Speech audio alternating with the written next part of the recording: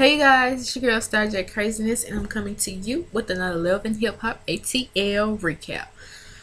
So today's episode is called "Playing with Fire."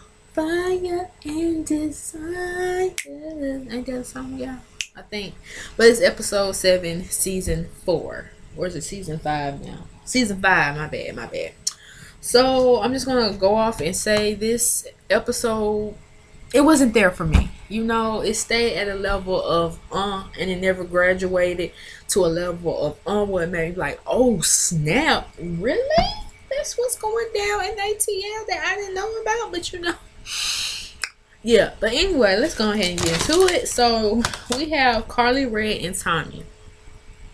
Carly Red meets up with Tommy at this place down here called downtown, rather. Well, it's in Castleberry Hills, but it's still all of them. Called Dream Cafe.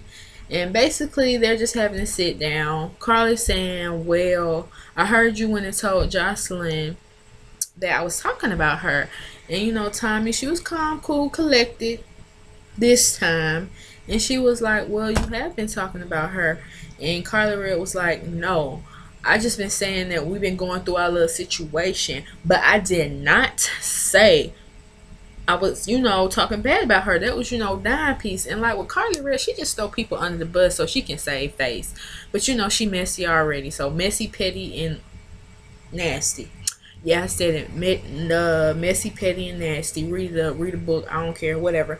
So that's just how I feel about her. So yeah. And Tommy, she was like, okay, don't even talk to me right about now.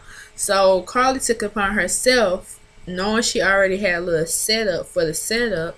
She was like, well, since you running your mouth and you don't want to hear nothing I gotta say, well, I'm not gonna tell you this little tea I got.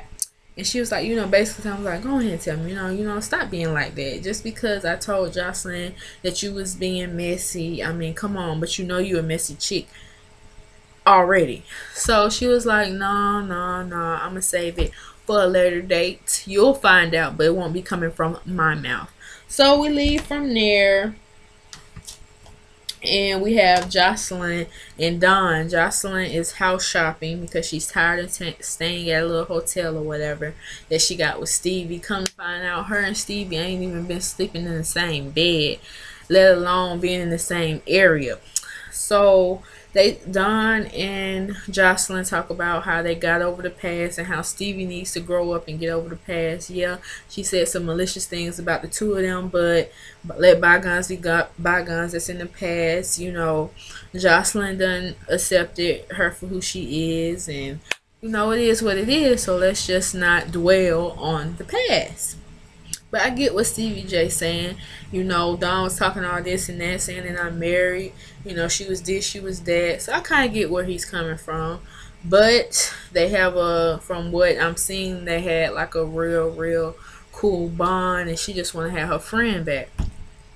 Then we later find out that KK and Dawn was in the same jail.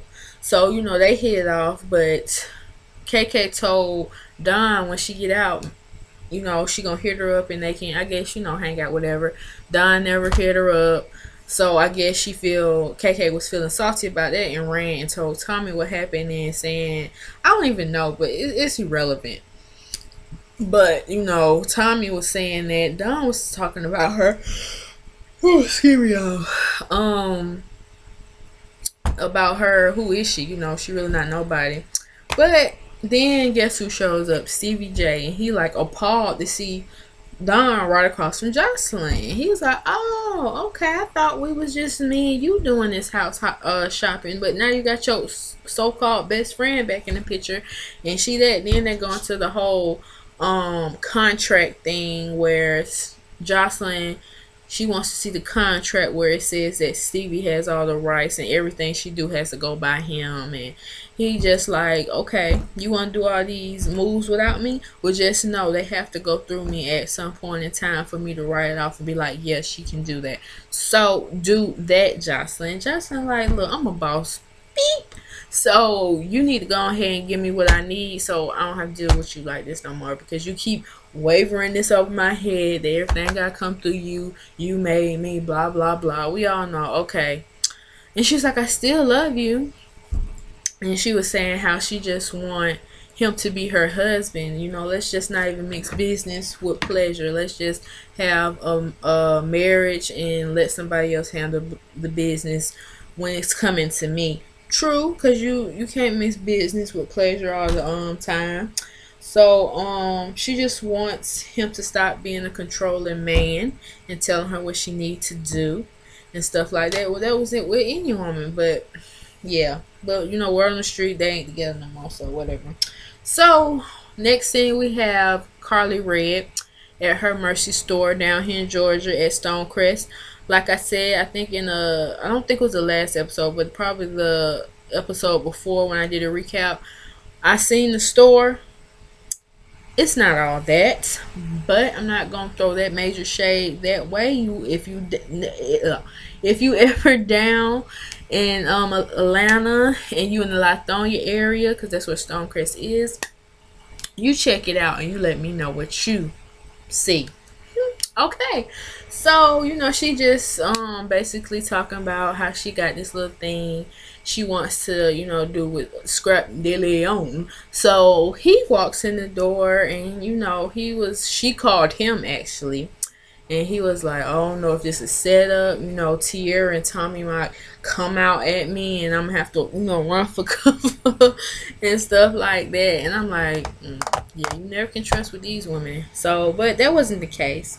So she was just saying how she saw him at what was it? Something they did for Dollar. I think they did like a little tribute to him. I forgot what it was, but and she know she was liking his style or whatever. And then she was telling him that she actually has a record company called Red Entertainment. And I'm like, I never heard. What artists have you put out? I never heard. You know, see, this is what I'm talking about. When you get on these reality TV shows, you be having everything. Well, I got this, I got that.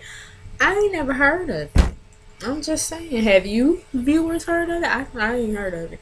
So he was like, oh, okay, you know, we can put Sass on there. And then he was like, yeah, he got this single rolling around the streets called I'm a Dog. And then he gonna laugh about it. And he was like, damn. Like, yeah, it's rolling in your mind that you really are a dog. And he gonna say, I'm not a dog. And she was like, are you? He was like, no, I ain't a dog, you know, whatever. So we get past that. Then she bring up she wants him on her radio show because Playboy has given her a radio talk show. I guess it's late at night, you know, for the sexes and who wants to talk that freaky-ish. And so she was just trying to see what the business was down there, you know. And he was like, you know, she was like, how you like it? And I'm like, okay, you being messy one-on-one. And he was like, he like it fast, slow, you know, whipped cream and stuff like that. And then all I know, he went for the kiss. I'm like, you don't know where them lips been? That's what I'm saying with these niggas out here. I'm sorry, you don't know where them lips been. She don't know where them lips been. Just lips, the juice is everywhere. But it just gets me. But then he goes to, you know, that sexy seductive where he picks her up and put her on the counter, you know, like you about to, you know, do the do. And who knows what they did after that when cameras was off. So that's all I got for that scene. So then we have Jocelyn and K Michelle. So Jocelyn, you know, she rides up. And she was like, saying she going to meet up with her friend. She love her and this and that. So she get to the door. I guess the butler opens the door, and he has like a little plate that you hold for like when you carrying the trays and stuff. And she had to put her purse on there as well as take off her shoes, and then had a little envelope. And she was basically, K Michelle put her on a scavenger hunt. She gave her little hints, and then she had to go to this area in the house and blah, blah, blah. And Jocelyn was like, look, where you at? I'm tired of reading these little findings, and then I have to go look like up tired. You know, just tell me where you at. So she finally gets to the last clue, and then we see K Michelle jumping up on the trampoline and stuff like that. And so they finally get together. They sit like, basically, I guess, like in a room where they can see, you know, the scenery outside. And K Michelle was like, she coming for those who had doubt in her career, who doubted her about the whole situation with Memphis and blah blah blah, and was really good. And so it's just crazy how, K Michelle and Jocelyn, they trying to do their boss thing, like trying to be cordial, but also get you back at the same damn time. So I was like, okay, okay. So Jocelyn brought up the whole Carly Red situation, how, Carly Red saying in the streets that she's trying to blackmail her and stuff like that. And K Michelle looking like, what? Blackmail? What? So she was like, she's gonna try to talk to her or whatever. And then what happened? So then K Michelle goes on to say, ooh, got hair on here. K Michelle goes on to say, well, she having this listening party and she inviting everybody that, like I said, doubted her and everything, and she just wanted to see, like, yeah, what, I made it now, I'm on my third album, what you doing? Shots fired basically at Rashida, like she ain't making no boss moves, but she got her little boutique presses, doing something in the streets, so there we leave off there. And then we go to Stevie J and Mimi. I don't even know why we have this scene, because it's just like, this is just so scripted. Like, it's very scripted to the T.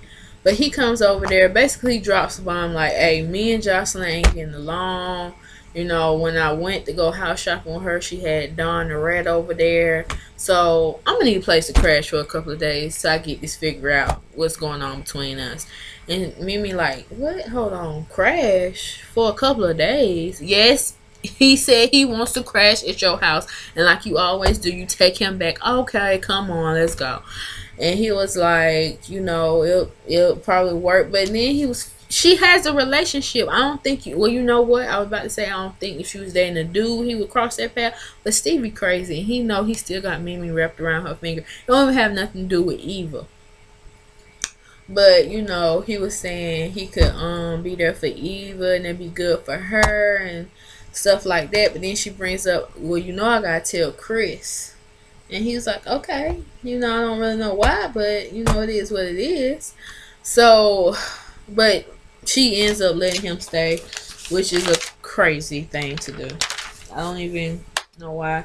Then he puts on his little sad face like he's just so disgusted. And she gonna tell him, you need a hug. And they had a little scene. So then we have, we go to Thrive. And it's Jocelyn and Tommy. Basically,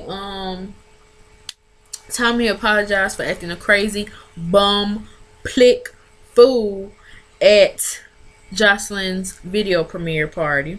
And Jocelyn was like, okay, I understand, but you need to get your stuff together. You trying to be a boss. Bosses don't do all this ratchet stuff.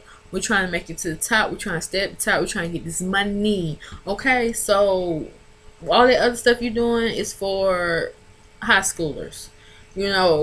So let's get with it.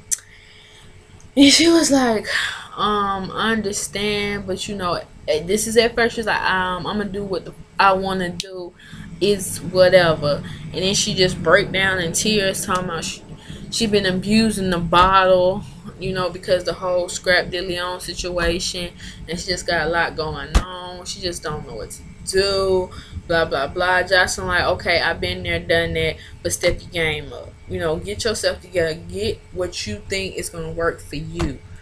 Don't put nothing in your life that's not good for you, that's gonna not make you rise to the top, which is true. And Scrap De Leon, I mean, and that's another thing, I left that out, just speaking of that. In the scene with him and Carly Red, he was talking about he ain't in no committed relationship. He ain't in one. He just bang bang, and it was it. He even said it, like when he went on was talking to his baby mama. He was talking about, like, I freaks with her, but that's really pretty much it. And she down to ride for whatever, which she is. She want to ride that chicks. But in his mind, she just a good. So, but yeah.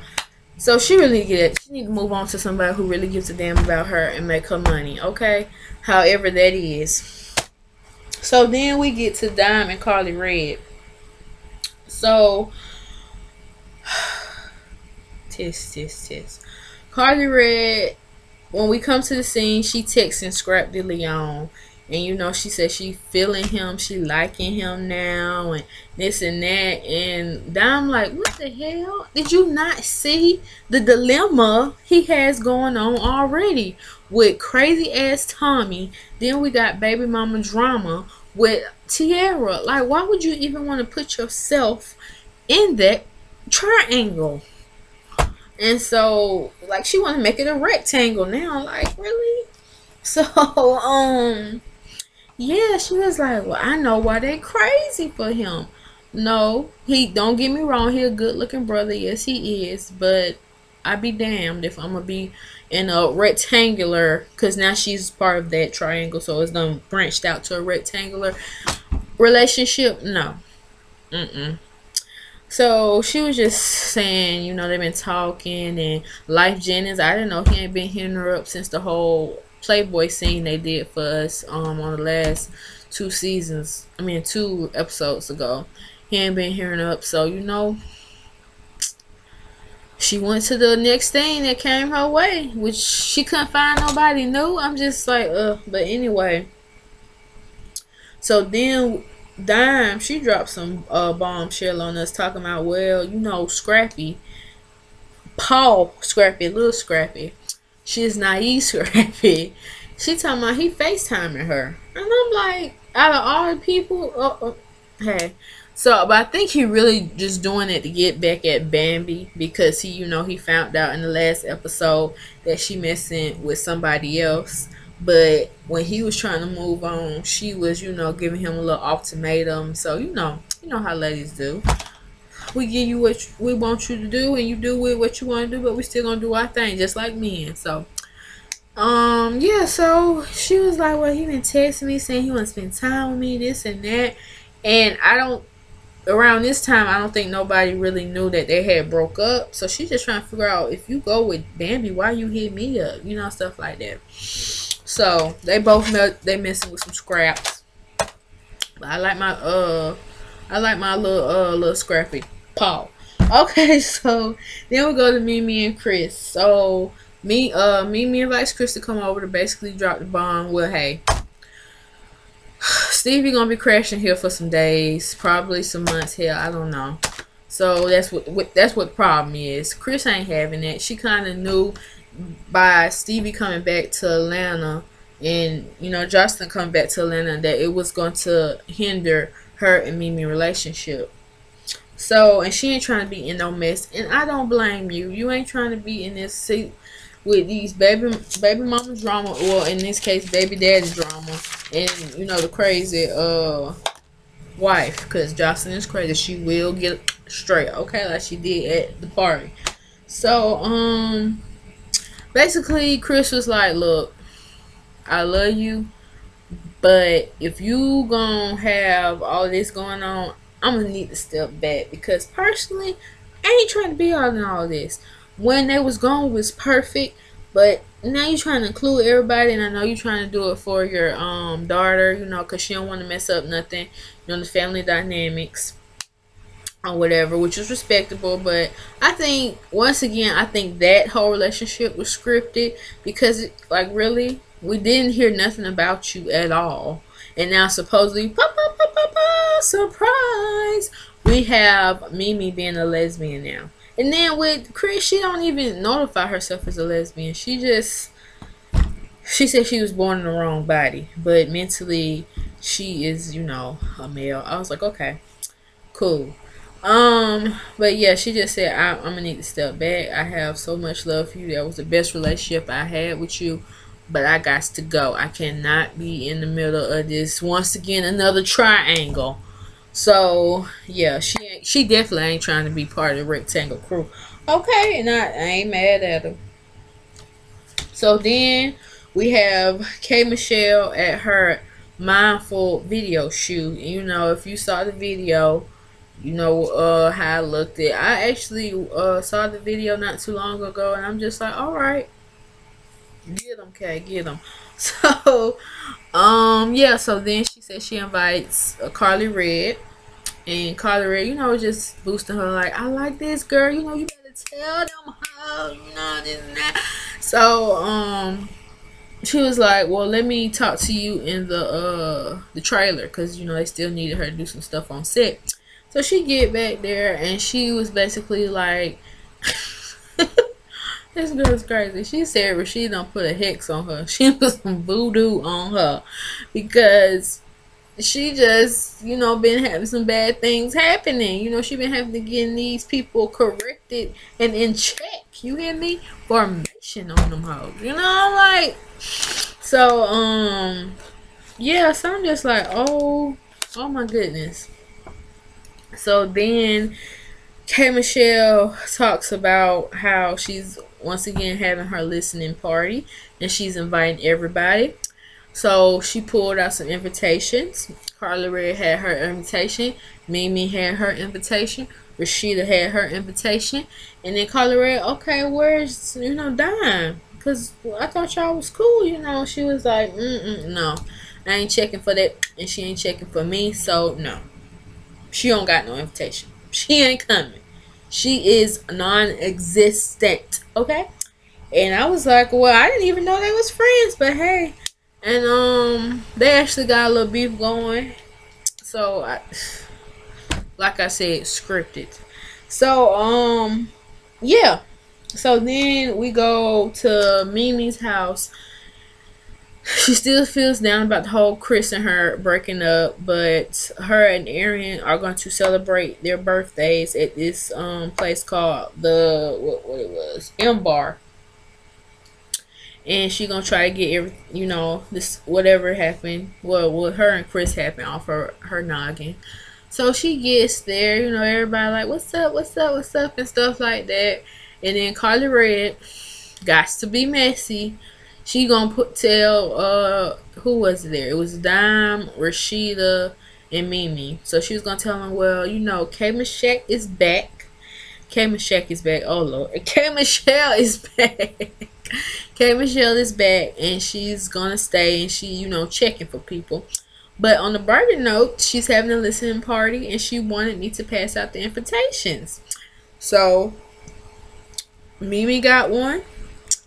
Rashida got, well, first her crazy ass gonna say Carly Red, in case of me, you know, like, nigga, we knew you was going. And see this show just bring, I tell you.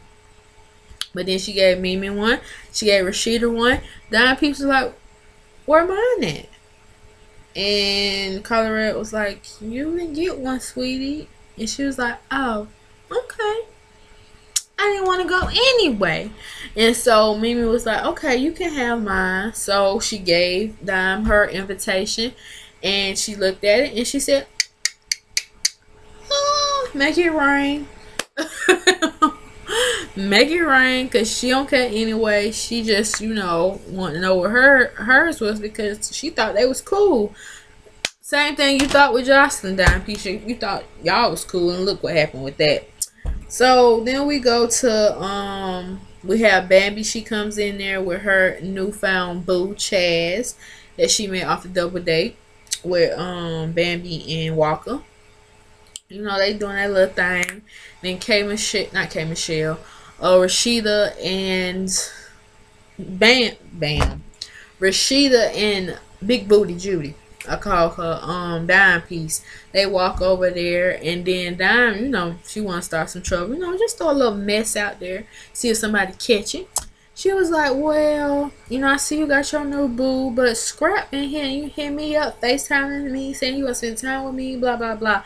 Bambi like, okay, and, you know, your point is, why should I know? I'm not dealing with him, so it's not none of my business. And, you know, Bambi was like, well, I'm just telling you, you know, your man checking for me, so what you gonna do about it? Type attitude. And, you know, she said she was just being funny with it, but Bam, you know, when you come to her front door, you better come with some, you know, pop, pop, because she ready to pop on you at any given time, as well as Dime. So I was here for that. And it just went to, the conversation went left, because I wouldn't even mention it, because at the end of the day, her and Scrap gonna get back together. It's just like when he was messing with Erica. You know, once he find somebody he really into, yeah, he might do his thug thizzle. But so it just basically went off with them going back and forth, and Bam, you know, just saying you ugly, you blah blah blah. You need to get on out my face, cause I ain't here for that. I ain't checking for that scrap and whatever. I got my new boo right here. So Dime and Rashida go back over to there where they was at with Mimi and Carly Red, and she was like basically she don't want it. You know, I got big booty back here, stuff like that. But anyway, that was my recap of Love and Hip Hop ATL Playing with Fire episode 7. Bam, bam. So the next episode, it looked like it's gonna be something, but then again, I don't know. You know, so hopefully it be some good. But yeah, that's all I got. So I hope you enjoyed my recap, and I will see you on the next one. Bye. You moving it back. On the plug. They say yeah. Hey. They say fame makes you change.